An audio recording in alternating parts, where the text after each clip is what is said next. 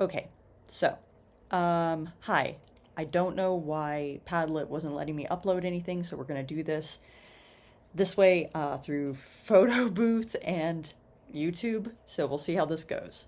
Um, so I'm gonna tell the story of the two teachers that I had for Calculus 2 in high school, in senior year of high school, Mr. Rodriguez and Mr. Butler. They exemplify for me the contrast between a terrible teacher who only had a negative impact on his students and one who, despite being like a character, capital C character, positively impacted his students. Um, I should say up front, I am not really a math person. I've never been a lateral thinker. Um, I'm not sure how I managed to get into calculus, much less calculus 2. I think I scraped by with a low B in Mr. Rodriguez's class in junior year. Anyway, so the point is that I did know him. I had worked with him already.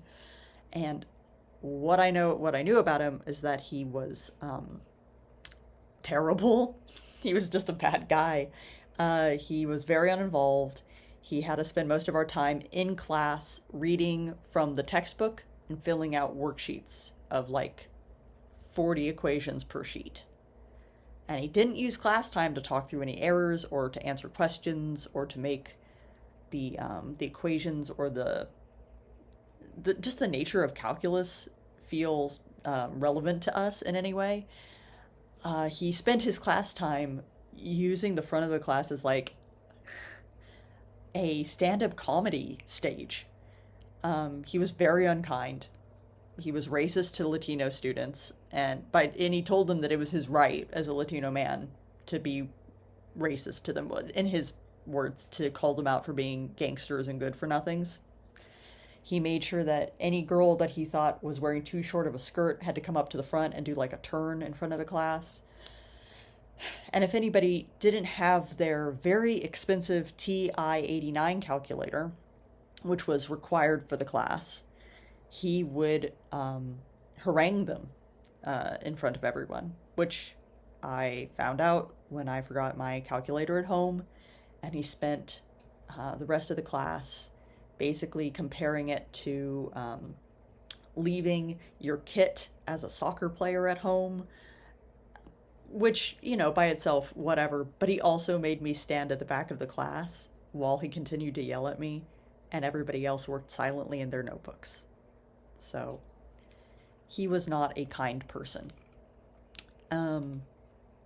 This all kind of came to a head around prom season, when he, again unprompted, got angry at the idea that queer kids would be taking their significant others to the prom as dates. And at this point, I was really annoyed, and I didn't like him anyway, and I was also pretty obviously a queer person, even before I started transitioning. And I pushed back on that point, saying like, well, I could take my girlfriend to the prom. Why would that be an issue? And he basically was like, it's disgusting, and that the idea of gay marriage was revolting, and that the rise of pro-queer activism was the result of liberal universities poisoning people. And I finally got angry and told him that that meant that educated, intelligent people supported LGBTQ rights, so what did that make him? And I can't remember if he got angry enough to take me to the principal's office, or my parents were angry enough with him to take me to the principal's office and ask for a transfer to a different class. But either way, I got transferred to Mr. Butler's class, which, in retrospect,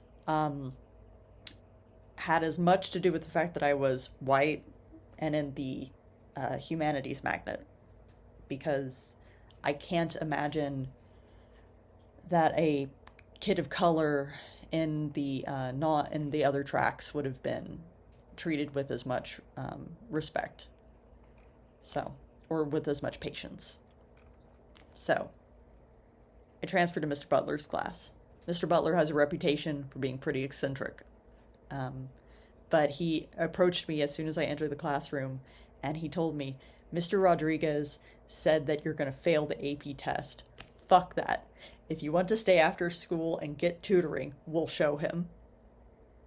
And I immediately was like, oh, this is great. This is the greatest teacher already. And he was great. He made sure to stay after school every day to help kids work through problems. He made sure that we understood how calculus was used, like in terms of physics, though sometimes the metaphors were kind of crazy.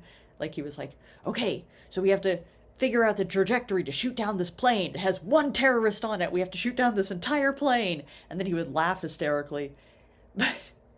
But at least we understood why it was important to, like, why calculus was used in the real world.